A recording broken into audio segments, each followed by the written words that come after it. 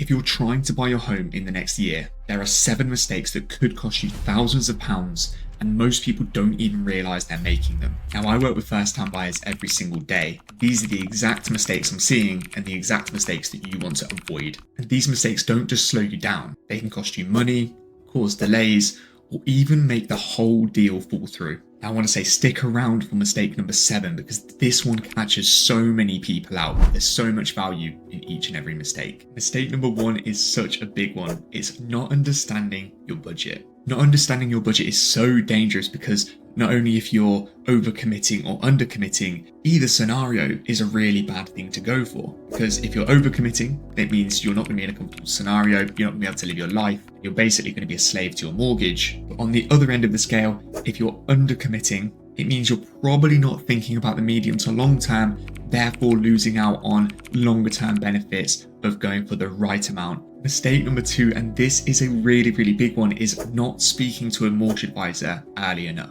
Now, if you speak to a mortgage advisor really late on in the process, i.e. just when you need the mortgage application to get put in, you're already missing out on a lot of the benefits a mortgage advisor can offer you.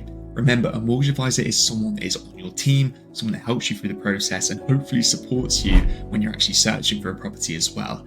So before you even search, speaking to an advisor is the perfect time. When you want an idea of your budget, speaking to an advisor is a perfect time. And these are the 2 things you want to be doing prior to even looking on the market anyway, because it's going to ensure that you're looking at the right kind of property at the right price at the right time. And if you know your budget, and if you know how much you can buy a property for, and you know how much it's going to cost you in the long run, these 3 are going to be your absolute superpowers to not only negotiating you a fantastic deal, but feeling comfortable in your property and feeling comfortable with your mortgage for the medium to long term, which is how you are going to win. Now, mistake number 3, and I see this all the time, is obsessing over interest rates. It's boring. No one wants to think about interest rates all the time. Where you should really be positioning yourself, and where a lot of the people that are winning in pretty much every single market position themselves, is you marry the property and you date your interest rate. So the interest rate is going to change. You're going to remortgage every 2 or 5 or 3 or whatever fixed period you go for. You're going to be looking at that interest rate every 2 or 5 years most of the time. So you're dating your interest rate. Where you should really be concerned and where you should really, really focus your attention is finding a really great property at a good price that works for you and your family for the medium to long term. Because again, the longer you're in a property, the more you can build equity in that property and the better mortgage deals you can get every single time you review that mortgage. So marry your property, forget the boring interest rates. The only thing you need to be concerned with is how much is the property and how much is the monthly payments. I afford them. Now, mistake number 4 is another really, really big one. It's not negotiating. Time and time again, I see people going out looking at properties, first time buyers especially, and they're like, right, I really need this property. I'm just going to go for the guide price. Guide price doesn't necessarily match the value of the property.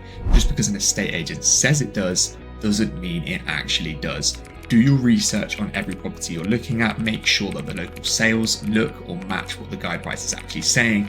And if they don't, negotiate. Get a fair price for the property you're buying, because it's going to help you so much in the long run and ensure that your equity is in a really nice place, but potentially saves you thousands and thousands of pounds versus just an impulsive purchase just by making a couple of really smart choices and asking questions. And the 3 most powerful things when it comes to negotiating is understanding the seller's position, looking at local sales, and most importantly, understanding your own budget. If you understand those 3 things, you know exactly the price point that the seller might be willing to sell for and what their priorities are. Remember, sometimes sellers are prioritizing speed over value, which is crazy, but it does happen. And then you're guaranteeing that you're not upsetting a seller by negotiating because you've done your research and you've said, right, well, this property sold for this on the same street, the same property size, the same quality. So you've justified your reduced offer. And then finally, you understand your own budget, so you know your own restrictions for how high you can go for an offer. If you do these 3 things, you've negotiated successfully and you are going to come out of this as a winner. Mistake number 5, and this nicely links into our last one, is emotional buying. Now, this can be broken down in so many different ways, but buying a property because you've gone for the first viewing and you really, really liked it and you can see yourself in that property for the long term, is a dangerous place to be. And it's essentially an estate agent's dream when someone falls in love with a property. Make sure if you fall in love with a property, you spend that extra time asking the right questions to the estate agent, doing your research into local sales data, and understanding the seller's position, the 3 things that we've already covered. Because if you are doing that research, you are guaranteeing that you're going to be showing your best hand, giving yourself the best chance of not only securing the property, but securing the property at the right price. Because that's the important thing. I'm not saying don't fall in love with the property. I hope that you really do fall in love with the property and you can find somewhere where you can see yourself for the long term. What I'm saying is make sure that your emotions are invested into research, because research is your powerhouse for securing a good property at a good price. Mistake number 6 is not understanding the process. And we can put this down to 2 core principles. We're going to go timeline and we're going to go costs. If you understand timeline and you understand costs, you're going to put yourself in the best possible position. The reason why costs are so important to understand more than anything is because you need to know what your costs are overall.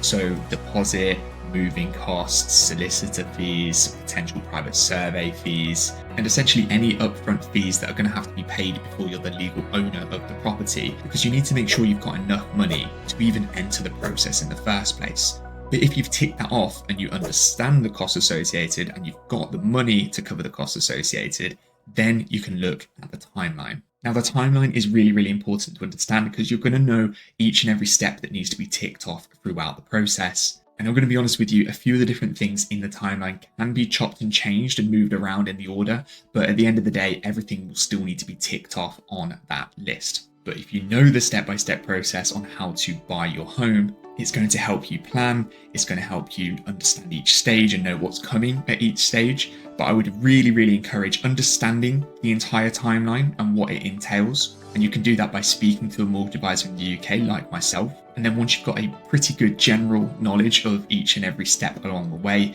just take it one step at a time. Do step 1, step 2, step 3, step 4, but never think more than one step ahead, because it's very easy to get overwhelmed when buying a house, but it doesn't need to be. Take control of the process, understand the process, and enjoy it. Because once you're a legal owner of the property, it's going to feel like a massive weight lifted off your shoulders because you've taken it one step at a time. And mistake number 7, and this has existed since the start of time, it is trying to time the market. Most people who try and time the market end up buying later in a worse position. It's very, very, very rare that someone benefits from trying to time the market. And this is something that is growing in popularity, where you see potential gurus online saying, this is the perfect time to buy, house price is about to drop, this is about to happen, listen to me, listen to me. And again, it's almost like an information overload at points. Don't try and time the market. Go back to the previous mistakes that we've looked at. If you've planned accordingly and you can afford to buy a property right now, that is the best time to do it because you're on the ladder. You can build equity over time, improve your scenario, and hopefully get that mortgage cleared as fast as humanly possible. But it's important to consider the market does move. The market always moves. You can be fully invested in the market and stress about it for your entire life, or you can join the market as fast as you can and just ride the waves with everyone else and build equity over time. So it's really, really important. Timing the market is one of the most dangerous things that people try and do every single week. Almost, it feels like I'm having a conversation around when is the perfect time to buy.